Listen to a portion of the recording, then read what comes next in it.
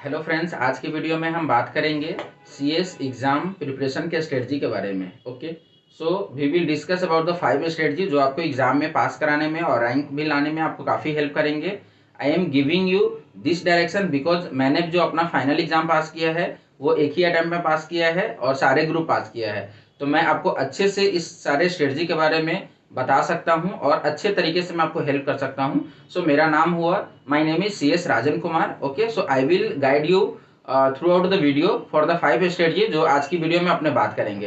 पहला स्ट्रेटजी जो अपने बात करेंगे वो ये है कि सबसे पहले हमको क्या होना चाहिए। अब क्या है कि हमारा जो एग्जाम का टाइम है वो काफ़ी नज़दीक आ चुका है, क्योंकि अब एग्जाम में बैठने के दिन से लेकर आज के दिन में 9 से 10 दिन का डिफरेंस रह गया। लास्ट डेट में तो अपने सिर्फ रिवाइज करके before going to the exam hall हम लोग एग्जाम हॉल में बैठ जाते हैं। ठीक है, तो जो पहला चीज़ है वो क्या है, अब हम लोग को कुछ भी नया नहीं पढ़ना है। कुछ भी नया मत पढ़िए आप लोग, कुछ भी नया, कुछ भी जितना आप पढ़ चुके हैं जिस सब्जेक्ट से रिलेटेड उतना ही पढ़िए, लेकिन उसको रिवाइज कीजिए। यस, आपको थोड़ा बहुत लगता है कि हमने अमेंडमेंट बहुत बिल्कुल ही नहीं किया है, तो अमेंडमेंट की सीट आती है, हर सब्जेक्ट में उतना अमेंडमेंट नहीं होता है। यदि आपको कोई सीट मिल रहा है जिसमें आपको लग रहा है कि इतना सारा अमेंडमेंट है, तो वो गलत सीट हो सकता है। आप जो अमेंडमेंट के लिए आप साइट रेफर कर सकते हैं इंस्टीट्यूट का वेबसाइट, या नहीं तो कोई अच्छे फैकल्टी का आप कीजिए जो उस अमेंडमेंट को भी एक समराइज फॉर्म में बताए। जैसे फॉर एग्जांपल किसी चीज़ के बारे में जो अमेंडमेंट आता है वो 10 लाइन का आता है, लेकिन उसमें से आपको जो यदि एमसीक्यू पेपर है तो आपको बस एक लाइन और एक बुलेट की ही आवश्यकता होती है। सो ये हम आपको बोलते हैं एक समरी वे में आप अमेंडमेंट को लीजिए, उस टीचर को आप रेफर कीजिए। ठीक है, सो हम अपने टाइम में जो कलकत्ता में थे, जैसे हम टैक्स की बात करें तो टैक्स के लिए हम रेफर करता था विवेक सोनी सर का, वो अमेंडमेंट सीट, बिकॉज उनका अमेंडमेंट सीट 1 से 2 पेज का ही होता है और वो उतना ही होता है जितना आपको एग्जाम में पास कराने में काफ़ी हेल्प करता है। और लास्ट टाइम में अपने को वही चाहिए, नॉलेज के लिए अपने बाद में पढ़ लेंगे या उससे पहले पढ़ लेना चाहिए था। ठीक है, तो पहला जो हम आपको बता रहे हैं वो कुछ भी नया मत पढ़िए, कुछ भी don't study any new thing, कुछ भी नया मत, जो पढ़ लिए वो सफिशियंट है, उतना ही पढ़ के आप एग्जाम में बैठेंगे तो आप पक्का पास कर जाएंगे, एकदम श्योर 100% आप पास कर जाएंगे। आप कॉन्फिडेंस रखिए अपने आप में। दूसरा और सबसे इंपॉर्टेंट चीज़ जो हम बात करने जाते हैं वो रिवीजन। ठीक है, आज का जो टाइम है, आज फॉर एग्जांपल संडे है, ठीक है, आज से भी आप यदि पढ़ाई करने में मन लगाते हैं और एकदम पढ़ते हैं और जो मेरा 5 स्ट्रेटजी आप फॉलो करते हैं, डेफिनेटली यू विल पास। देखिए, रैंक तो आप ले आएंगे, रैंक के लिए तो थोड़ा और टाइम चाहिए होता है और आपको प्रिपरेशन एक उस लेवल से करनी चाहिए होती है, लेकिन ये 5 जो मेथड है आप पक्का आज से भी तैयारी करते हो उस मेथड से, उस व्यू पॉइंट ऑफ व्यू से, तो पास कर जाएंगे। ठीक है, तो पहला आपने क्या बात किया कि अब कुछ भी हमको नया नहीं पढ़ना है। दूसरा हम ये बात करेंगे कि आपको सिर्फ रिवीजन करना है और रिवीजन रिवीजन रिवीजन और रिवीजन ही करना है। फॉर एग्जाम्पल, आपने कंपनी लॉ का पूरा पेपर खत्म कर दिया, एसबीएसई का खत्म कर दिया, कॉर्पोरेट फंडिंग का आपने यदि कोई फाइनल वाले हैं तो उनका एडवांस टैक्स लॉ खत्म हो गया। ठीक है, तो उसको क्या कीजिए, आप सिर्फ रिवाइज कीजिए। ठीक है, और रिवाइज करने के साथ साथ आप उसमें देखिए कि उसका जो जो छोटा छोटा कीवर्ड्स होता है आप उस पर फोकस कीजिए, बिकॉज एग्जाम में जब आप बैठते हैं लिखने के लिए तो इन दैट केस आपको वो कीवर्ड्स है ना जो आपके माइंड में होना चाहिए, और कीवर्ड से ही आंसर फ्रेम होते हैं।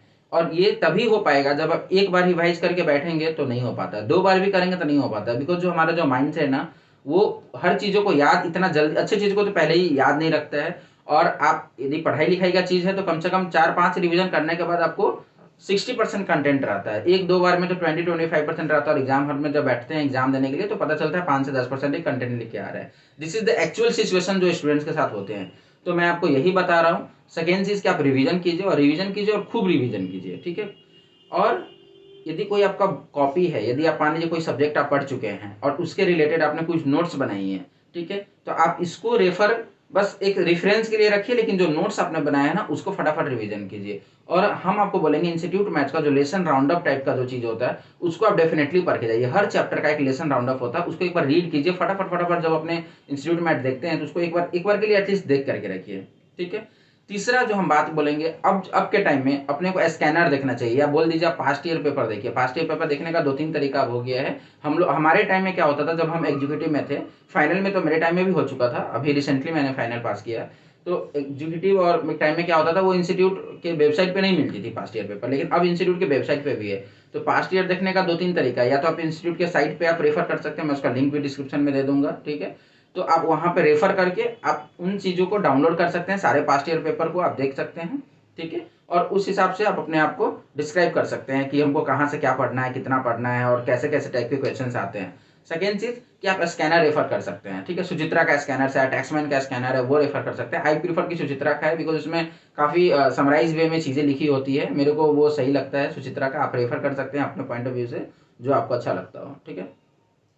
जो फोर्थ चीज है, तो तीसरा हमने क्या किया, पास्ट ईयर पेपर के बारे में। और पास्ट ईयर आप एकदम देखिए, पास्ट ईयर से ना आपको एक कॉन्फिडेंस आता है, अच्छा ये पॉइंट इस टाइप से क्वेश्चंस इंस्टीट्यूट पूछती है, मतलब इंस्टीट्यूट का माइंडसेट क्या है कि आपको क्या आना चाहिए, ठीक है। और उस हिसाब से इंस्टीट्यूट जो है क्वेश्चन देती है आपको। जैसे कि फेमा में अपने बात करते हैं, फेमा में वो क्या किस टाइप के क्वेश्चन उठाते हैं आपके लिए, वो आपको समझ में आना चाहिए और उसी तरीके से तैयारी होनी चाहिए, ठीक है। तो देखिए, पढ़ना तो सारा ही, होलिस्टिक नॉलेज तो सारा ही होना चाहिए। सीएस एक ऐसा एग्जाम है जिसमें पास करने के लिए आपको सारी चीज़ों का नॉलेज होना चाहिए। लेकिन आप पास्ट ईयर पेपर देखेंगे ना, तो आपको कॉन्फिडेंस आएगा, आपने जो पढ़ा है हाँ उससे रिलेटेड आ रहा है, तो गिव्स यू कॉन्फिडेंस कि yes we can appear for the exam, and yes appear तो करेंगे but we can absolutely pass the exam, ठीक है। तो ये एक टाइप का कॉन्फिडेंस बिल्ड होता है अपने अंदर, ठीक है। चौथा और सबसे इंपॉर्टेंट होता है आज के डेट में, यदि आप चाहते हैं कि नहीं, यदि किसी के पास मान लीजिए 3 घंटा बैठने की स्ट्रेटजी नहीं है, तो मैं तो बोलूँगा पहले आप 3 घंटा बैठने की स्ट्रेटजी लगाइए। आज के डेट में आप राइटिंग प्रैक्टिस करने जाएंगे तो ये उतना आपके पास टाइम भी नहीं होता है कि आप कर सको, लेकिन फिर भी मैं बोलता हूँ कि आप एक बार के लिए राइटिंग प्रैक्टिस कीजिए। हम नहीं कहते कि कोई एक पेपर का आप 5 टर्म्स का बनाइए, हम बोलते हैं कोई एक पेपर का, आज के डेट से एरिया पे स्टार्ट करते हो, कोई एक पेपर का बस 1 टर्म का पेपर आप बैठ के लिखिए, ठीक है। आप जब पास्ट ईयर पेपर देखेंगे आपको समझ में आ जाएगा। जो आपको टफ लगता है, जो आपको टफ लगता है उसको एक बार बैठ के आप बनाने का कोशिश कीजिए। आप 3 घंटा एटलीस्ट बैठने का प्रैक्टिस कीजिए, क्योंकि एग्जाम हॉल में हमने देखे हैं बच्चे 2 घंटे 1.5 घंटे के बाद पता नहीं उनको आता है नहीं आता है, वो उठ के चले जाते हैं। एटलीस्ट उनको सीटिंग होना चाहिए, हो सकता है कुछ चीज़ें बाद में याद आ जाती है। तो आपको एग्जाम हॉल में बैठना चाहिए और बैठ के उसको याद करना चाहिए। आप एक बार प्रेशर करेंगे तो आपको कुछ ना कुछ टूटा फूटा कुछ कीवर्ड्स याद आ जाते हैं, और कुछ वो आपको एकदम मतलब कि याद आता है तो आप लिख लेते हैं, ठीक है। तो चौथा चीज़ आपने जो क्या बात की है कि एकदम आपको वो सारी चीज़ों को जितना भी मतलब आपका लगता है उसको एक बार रिटिन प्रैक्टिस कर लीजिए, ठीक है। वो काफ़ी आपको बेनिफिशियल होता है, ठीक है।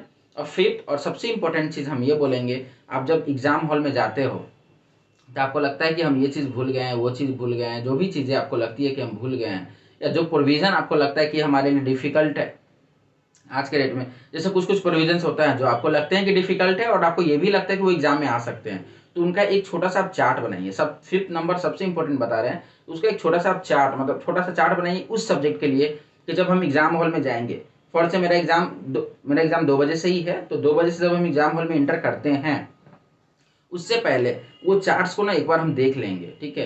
और वो चार्ट्स आपको आज के डेट में आप बनाने बैठे तो बहुत लंबा चार्ट मत बनाइए, मैं बोल रहा हूँ बस उसी पॉइंट्स को, जैसे उस सेक्शन को लिख लीजिए, उस सेक्शन से क्या चीज़ें हैं जो एग्जाम में पूछे जाते हैं, 4-5 टर्म से पूछ रहे हैं और हमारा कॉन्सेप्ट अभी भी क्लियर नहीं है तो हमको याद कर लेना चाहिए। तो एक पेज का बनाइए और उसको आप लिख करके रखिए, ये बहुत इंपॉर्टेंट होता है। और लास्ट के टाइम में जब आप बिफोर 1 डे एग्जाम से एक दिन पहले जब आप लेके बैठते हैं ना रिवीजन करने के लिए, तो आपको काफ़ी इंपॉर्टेंट और काफ़ी हेल्प करता है। तो आज की वीडियो में हम यही आपको बताएं कि 5 स्ट्रेटजी जो हमारा है how to pass and clear the CS exam, ठीक है। ये 5 स्ट्रेटजी डेफिनेटली मैं आपको 100% श्योर कर सकता हूँ कि यदि आप इसको अच्छे से आप ट्राई करते हैं और अपने ऊपर लागू करते हैं और इसको अच्छे से आप आजमाते हैं, definitely you will pass the exam, trust me, definitely you will pass the exam. लेकिन ये 5 का 5 चीज़ें आपको करना होगा। ये जो भी मैंने बताया ये मेरा एक्सपीरियंस किया हुआ है, और बिकॉज कि मैं भी एक सीएस हूँ तो मैं आपको पूरा अच्छे तरीके से बता सकता हूँ। और यदि आपको कोई भी हेल्प चाहिए सीएस एग्जाम से रिलेटेड और आप चाहते हैं किसी भी टॉपिक पे आपको कोई वीडियो चाहिए, तो वो भी मैं बना के डाल दूंगा, कोई दिक्कत की बात नहीं है, ठीक है। सो आप ट्रस्ट मी, आप कॉन्फिडेंट रहिए एग्जाम में बैठने के लिए, और throughout the motivation kind of video हम लेकर के आएंगे। So this video dedicated to all the CS students, ठीक है। And also it will be help to other exams criteria, because सारे एग्जाम का कैटेगरी एक ही टाइप की होती है, स्ट्रेटजी सेम होना चाहिए, हमको तो यही लगता है, ठीक है। सो यस, एकदम डेडिकेटेड रहना है, मोटिवेटेड रहना है for the CS exam. Yes, हमारा एग्जाम नज़दीक है, कोई बात नहीं है, एडमिट कार्ड भी आ चुका है, आप लोग एडमिट कार्ड डाउनलोड करके अपने अपने सेंटर को देख लीजिए कहाँ पे है, और उस हिसाब से अपना वो प्लेस जो है उसको कैसे रीच करना है उस प्लेस पे, वो भी चीज़ अपने आप को डिसाइड करके एक रखना होता है।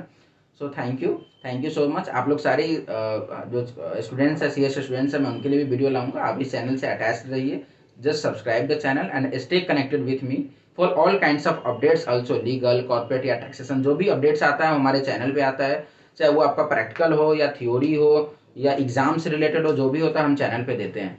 सो thank you all the CS student, best wishes to you, thank you so much.